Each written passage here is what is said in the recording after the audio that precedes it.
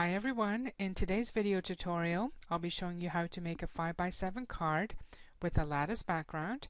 We'll be using the Funtime software and the Gazelle cutter. So I have the software open. I'm going to click on this icon to open up a new screen, and I need my page to be 11 by 8.5. So I've got that open on my screen now. Let's move this over to the side, and we'll begin by clicking on the rectangle tool. So I'll just draw a rectangle, and I need to fill this, and I can use any color except white. So I'll choose blue, and then I'm going to right click with my mouse on the black and assign a black cut line. Then I'm going to go over to my Select Elements toolbar, click on this icon right here that will bring up my transformation box, click on Condense, highlight whatever dimensions are in the width, type 5, I'll do the same for the height, type 7, and click on Apply. So I'll bring that onto my page, and now I need another rectangle that is 1 inch smaller than this one. So I'll go back to width, I'll type 4, and height will be 6. Click on Duplicate and Apply. I'm going to select both of these elements and center them on the page. So I'll click on the Justification toolbar and click on this red icon that will center it on the page for me. Now I would like this menu to stay open for the remainder of the project, so I'm going to left click and hold and drag and drop it onto the bottom there. That way it will remain open through the remainder of this project. The next step is to apply the lattice, and we'll be applying that to the 4x6 rectangle. So I've gone ahead and selected it.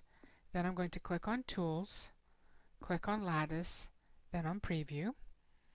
And then you can make changes to this using the height, spacing, and angle.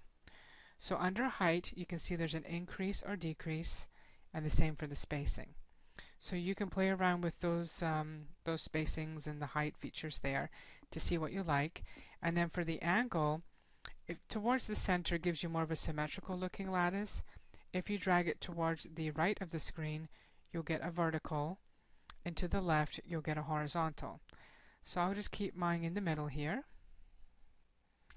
and then I'll click Apply, and now the lattice has been applied to that rectangle. I'll close the transformation box, and then I'm going to assign white. So throughout this project, all the elements will be one color except for the lattice, which will be white. So I've got both of these on my page here, and I could certainly cut this file out now if I wanted to, but I'd like to add an oval into the center. Now you can add any shape you like, but I would prefer to do the oval for today. So I've just selected my oval icon, draw it onto the page, and I'll click Center. Now of course this is white because that's the last color that I chose, so I'm going to change it to blue, and then I'm going to make a couple of changes here. Just move it in a bit tighter, and now I have this centered on my page. But while I have this selected, I'd like to make another oval that is 1/2 inch smaller than this one. So I'll go back over to Condense, and under the width and the height, you can see there's another box off to the right here. Now you can use this to enter a dimension into it or a measurement into it. So for example, we'll do 0.5, which should be 1/2 inch. And I'll use the decrease arrow for both the width and the height. Click Duplicate, then Apply, and then I'll center it. So now I have another oval that is 1/2 inch smaller than the previous one.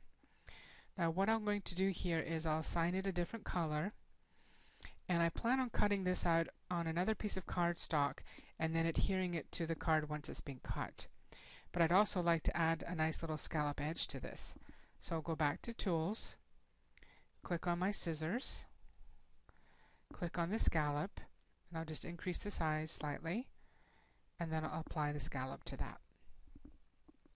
So I'll just drag this off to the side of the page here, and now we'll look back at our lattice card here. So when I go to wireframe, you can see this is not the kind of cutting file that we want. What it will do is actually remove this oval plus all these little squares in here of the lattice.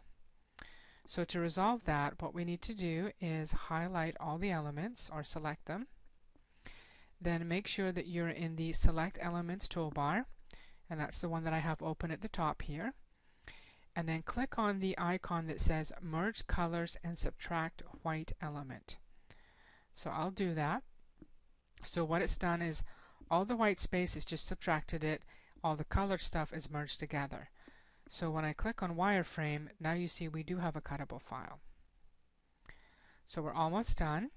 So while I have it all selected, I'm going to move it towards the left of the screen.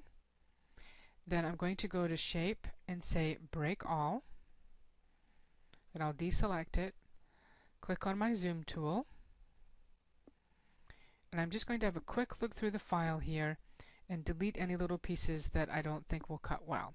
So for example, this piece right here I know won't cut well. So I'm just going to, select it and remove it. And then this tiny little piece right here. So those two pieces have been removed. And then the last thing that we need to do is click on the background.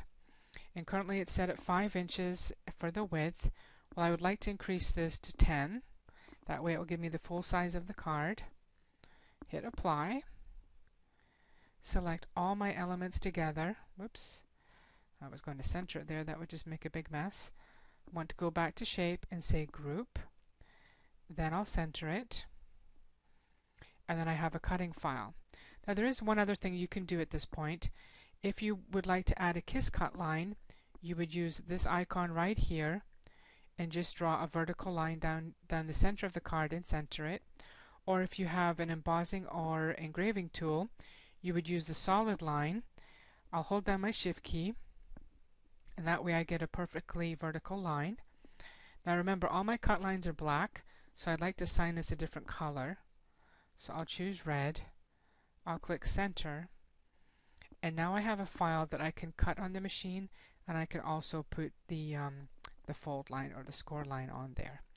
So let me send this off to the cutter, and I will show you what it looks like when it's all done.